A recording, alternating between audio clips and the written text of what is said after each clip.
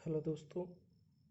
मेरा नाम है केशव शर्मा और आज मैं जिस बुक का रिव्यू करने जा रहा हूँ उस बुक का नाम है प्रिलिम्स प्रैक्टिस सीरीज सामान्य विज्ञान और प्रौद्योगिकी। ये बुक दृष्टि जो आईएएस कोचिंग सेंटर है उसके दृष्टि पब्लिकेशन द्वारा लाई गई है। और ये बुक जो है उन 6 किताबों में से एक है जो दृष्टि ने प्रिलिम्स प्रैक्टिस सीरीज़ के नाम से बाज़ार में लॉन्च की है। सो अब हम देखेंगे इस बुक का जो टाइटल है वो है सामान्य विज्ञान एवं विज्ञान प्रौद्योगिकी यानी जनरल साइंस एंड टेक्नोलॉजी। इस किताब के अंतर्गत आप देख सकते हैं कि विभिन्न परीक्षाओं में पूछे गए जैसे आईएएस पीसीएस सीडीएस और आप देख सकते हैं अदर एग्जामिनेशंस में जितने भी प्रीवियस ईयर पेपर्स हैं या फिर जो प्रोबेबिलिटी है कि जो प्रश्न आ सकते हैं प्रीलिम्स में उसके हिसाब से इन प्रश्नों का संकलन किया गया है।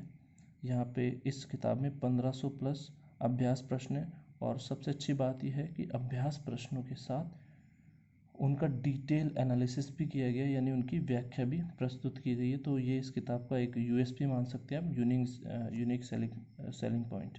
सो मैंने इस किताब के अराउंड 50 पेजेस पढ़े अब तक। तो 50 पेज पढ़ने के बाद मुझे ये रियलाइज़ हुआ है कि बुक बहुत ही एक तरह से कह सकते हैं लाभदायक है। अगर आपको ये पता करना है कि यूपीएससी जो है वो किस तरह पेपर सेट करती है, उनका जो पेपर पैटर्न होता है, पूछने का तरीका क्या होता है, सो मुझे लगता है कि ये बुक आपको ज़रूर परचेज़ करनी चाहिए। तो मैं आपको इस बुक के फ़ायदे और बाद में इस बुक में जो एक दो कमियां रह गई है वो भी मैं आपको शेयर करूँगा, ठीक है।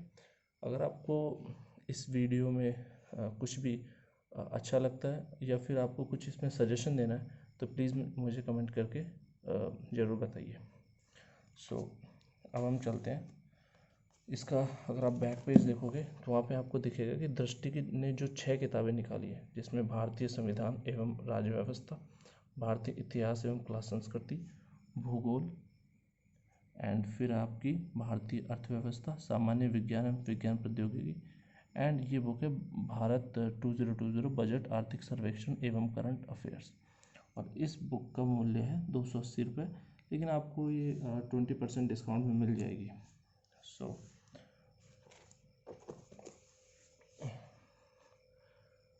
तो अब हम इसका फर्स्ट पेज देखते हैं।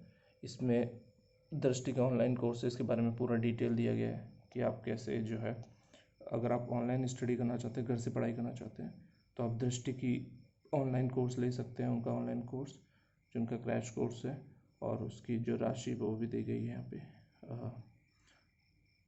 ठीक है। राशि नहीं दी गई, सॉरी, उसमें बताया गया है कि कितने टेस्ट वगैरह इसमें होंगे। सो पर अराउंड मैंने चेक किया था कि ऑनलाइन कोर्स अराउंड 40,000 रुपीज़ तक का होता है, ठीक है। अब आप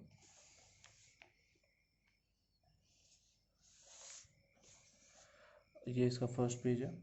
यहाँ पे इन्होंने दिया गया कि दृष्टि पब्लिकेशन द्वारा जो है ये इस बुक का संपादन हुआ है। यहाँ पे आप इसकी प्राइस देख सकते हैं और ये देख सकते हैं ये जो है फर्स्ट एडिशन है। एक्चुअली ये बुक इसका पहला ही एडिशन है और ये बुक इसी साल आई है। तो जून 2020 में इस बुक को निकाला गया था और मैंने इसको जो है जुलाई में परचेज़ कर लिया, ठीक है।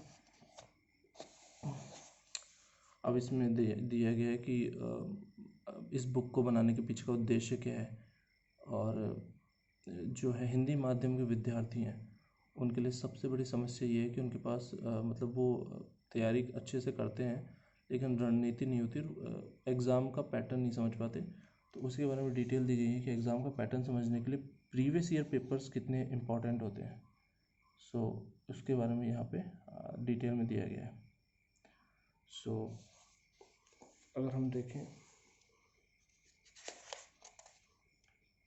इसमें एक और चीज़ आपको दी गई है कि इस किताब को आप बेझिझक पढ़िए, इसमें बिल्कुल भी त्रुटियां नहीं हैं, ठीक है। तो इसमें देखो आप यहाँ पढ़ सकते हैं कि एक अनुभवी टीम द्वारा इतनी बारीकी से इस किताब को जांचा गया है कि गलती की गुंजाइश नहीं है। लेकिन मैं आपको बता देता हूँ कि ऐसा कुछ नहीं है। जो डेट्स होती है एक्चुअली मिसप्रिंट होना लाजमी है। मैंने इसमें मिसप्रिंट देखा है, मैं आपको वो भी बताऊंगा कि कहाँ इसमें मिसप्रिंट है अब तक जो मैंने पढ़ा है उसमें, ठीक है।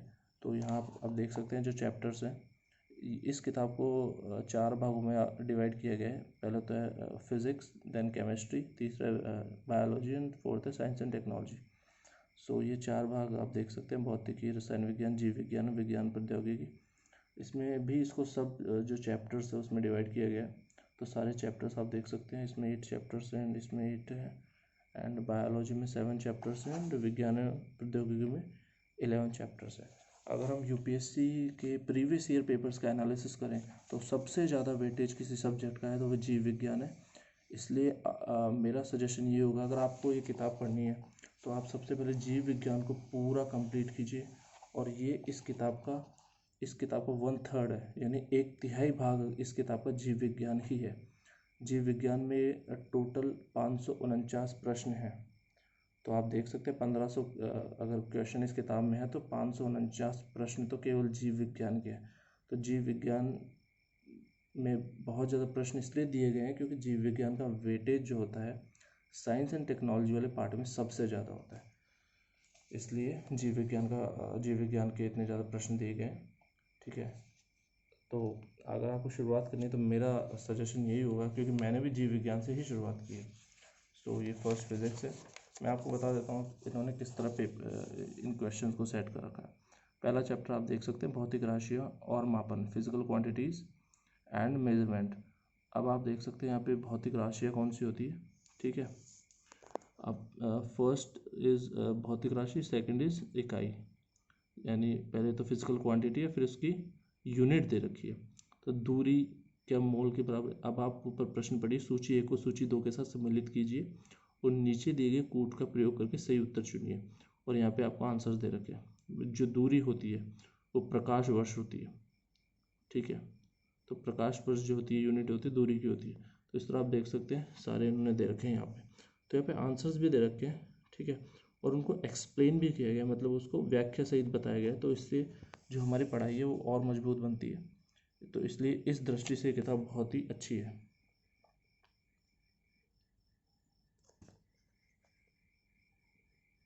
ठीक है, अब ये देखिए दूसरा प्रश्न, निम्नलिखित में से कौन सी भौतिक राशि की वह इकाई वही है जो दाब की है।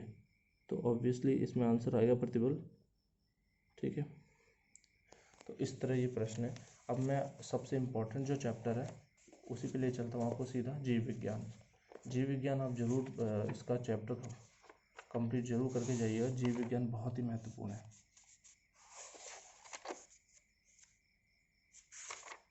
तो यहाँ से आप देख सकते हैं this is the first chapter. और अगर यहाँ देखोगे जीव विज्ञान तो ये है, आप देख सकते हैं बायोलॉजी यहाँ से स्टार्ट हो रही है। ओके, तो पेज नंबर 149 पे यहाँ फर्स्ट चैप्टर दे रखा है बायोलॉजी का। तो ये पहला प्रश्न जो आप देख रहे हैं, हीमोसाइनिन एक ऑक्सीजन अभिगमन धात्विक प्रोटीन है, यानी हीमोसाइनिन इज ए ऑक्सीजन अभिगमन को बोलते हैं, ट्रांसपोर्टेशन वाला। तो ये मेटल प्रोटीन है। तो ये क्वेश्चन 2012 में आए हुए यूपीएससी में। ठीक है, तो आप एक बार जैसे ही ये पढ़ें। ठीक है, इसमें एक चीज़ की कमी ये है मुझे जो लगी, इसमें ये नहीं दे रखा कि ये यूपीएससी का प्रश्न है या एनडीए का प्रश्न है या फिर ये यूजीसी नेट में पूछा गया है या फिर ये सीएपीएफ में पूछा गया, ऐसा इन्होंने नहीं दे रखा। ठीक है, तो ये मुझे थोड़ा सा ड्रॉबैक लगा। जबकि दृष्टि की जो मैंने एक सामान्य ज्ञान की किताब खरीदी थी उसमें उन्होंने दे रखा था कि ये यूपीपीसीएस का क्वेश्चन है, ये एमपीपीएससी का क्वेश्चन है, पर इसमें ऐसा नहीं है। ये पॉजिटिव भी और नेगेटिव भी दोनों तरह से आप इसको देख सकते हैं। ठीक है, ओके, तो ये जैविक वर्गीकरण आप देख सकते हैं। ठीक है, और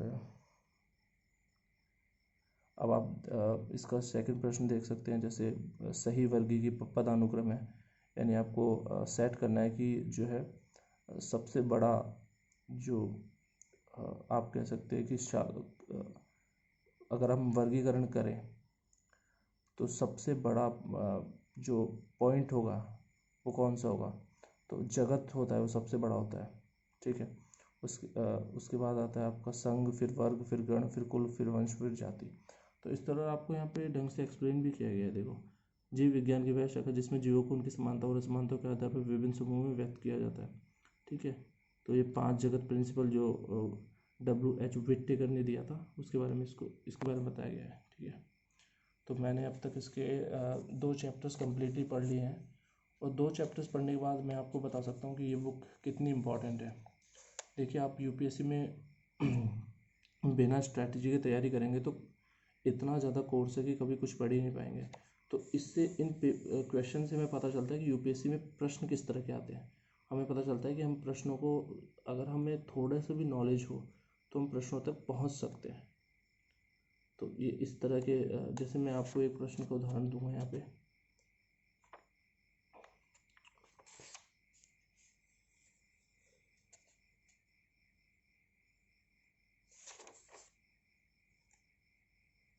ठीक है, अब ये प्रश्न है, अब ये तो बिल्कुल सीधा प्रश्न है, ये तो आपको बिल्कुल पता होना चाहिए कि जैसे प्रोकैरियोटिक कोशिका होती है, तो एक 2 प्रकार की कोशिकाएं होती है, प्रोकैरियोटिक और यूकैरियोटिक। ठीक है, तो प्रोकैरियोटिक कोशिकाओं में क्या होता है, इनमें ये कैसे उनसे भिन्न होती है कि इनमें जो केंद्रक होता है वो यूनिफाइड नहीं होता है, और जो यूकैरियोटिक होते हैं उनमें यूनिफाइड केंद्रक होता है। इस तरह बहुत सी चीज़ें होती है, आपको वो सब देख के और इनके अगर आप डिफरेंस बना ले, एक नोट्स बना ले, चार्ट बना ले, तो आप ये सारे प्रश्न कर सकते हैं प्रोकैरियोटिक और यूकैरियोटिक वाले। बस आपको कुछ एक जंतुओं के नाम याद करने पड़ेंगे, या फिर उस जो श्रेणी में कौन से जंतु फेमस है, या कौन से जो भी उसमें जंतु है, विषाणु है, जीवाणु है, कौन से फेमस है, बस उन सबके नाम याद करने हैं। बाकी आप सारे प्रश्न इसमें हल कर सकते हैं। तो जीव विज्ञान को तो हमें बिल्कुल छोड़ना ही नहीं है, क्योंकि इसमें आप आसानी से प्रश्न हल कर सकते हैं। देखिए, जब मैं पहली बार पढ़ा था मुझे भी काफ़ी ये टफ लगा था, लेकिन अब मैं आसानी से इनको प्रश्नों को हल कर पाता हूँ। ठीक है, दूसरे प्रश्न जो UPSC बहुत ज़्यादा पूछता है, एक होता है ब्लड ग्रुप से। तो अब ब्लड ग्रुप का भी ज़रूर प्रश्न इनको हल करने की कोशिश करें। इनका एक यूट्यूब पे कहीं देख लीजिए वीडियो कि ब्लड ग्रुप्स को कैसे सॉल्व करते हैं। जैसे UPSC प्रश्न पूछ सकती है कि अगर माता पिता का ब्लड ग्रुप ये है, सपोज पिता का ब्लड ग्रुप A पॉजिटिव है, या माँ का ब्लड ग्रुप AB है, तो बच्चे का ब्लड ग्रुप क्या होगा, या फिर इसी तरह एक हायरार्की बना के प्रश्न पूछे जा सकते हैं। तो इन सब प्रश्नों को जरूर आप करके जाइए। ठीक है, अब मैं आपको उस चैप्टर में ले चलता हूँ जहाँ मैंने पहली एरर पकड़ी है इसकी, इस बुक की। तो पेज नंबर 354 है, 354 पर मुझे एक एरर मिली है।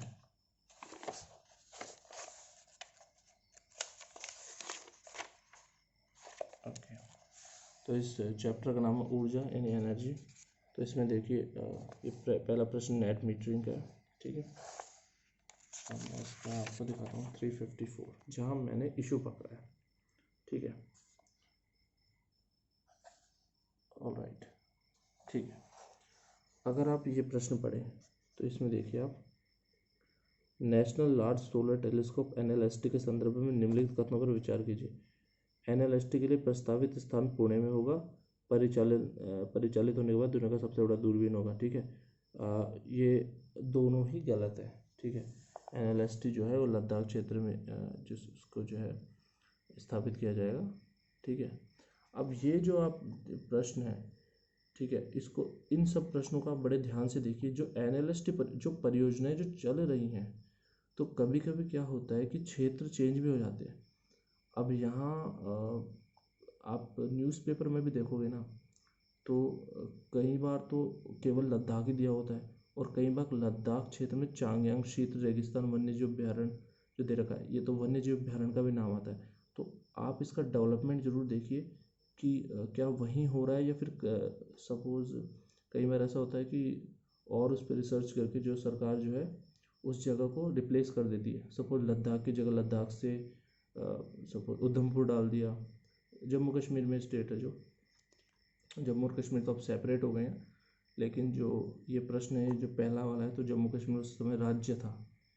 ठीक है, और तो जम्मू कश्मीर का लद्दाख क्षेत्र इसलिए लिखा गया है यहाँ पे। ठीक है, तो इन सब चीज़ों का जरूर ध्यान रखिए। एक जो मुझे मिस्टेक लगी वो ये है, देखिए आदित्य मिशन 2020 में लॉन्च किया जाना है, ये बिल्कुल सही बात है, कोई प्रॉब्लम नहीं है। ठीक है, अब मैं आपको बताता हूँ कि एक और मैंने पढ़ा है, आप यहाँ देख सकते हैं।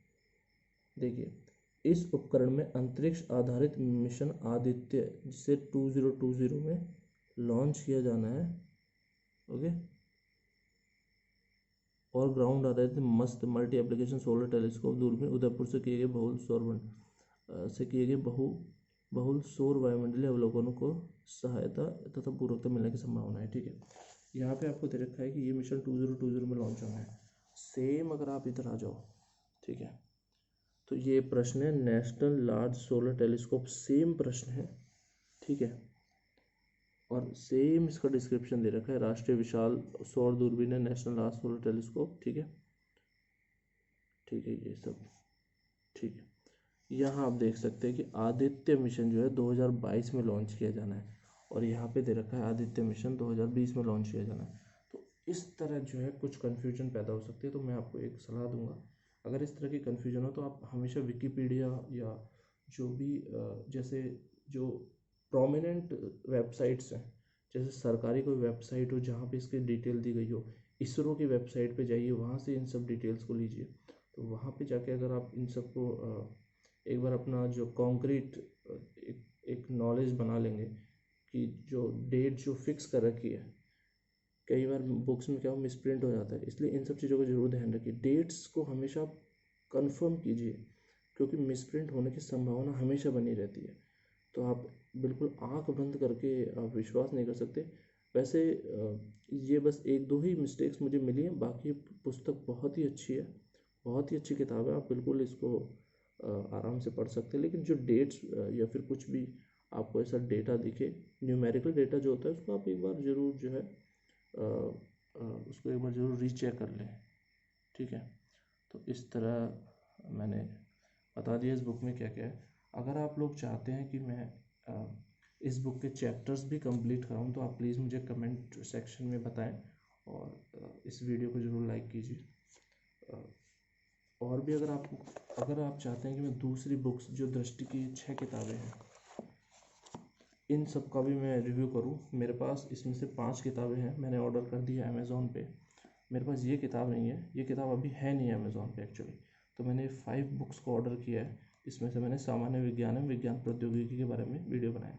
अगर आप चाहते हैं कि मैं अदर बुक्स पे भी जो है वीडियो बनाऊँ, तो आप प्लीज़ कमेंट बॉक्स में लिखिए, तो मैं उन बुक्स पे भी वीडियो बनाऊँगा। अगर आप चाहते हैं कि मैं सेपरेटली ये चैप्टर्स कंप्लीट कराऊँ, जैसे जो जो मैंने पढ़े हैं, मुझे जो समझ आए हैं, तो मैं उनको भी हिंदी में ही आपको अच्छे से कंप्लीट करा सकता हूँ।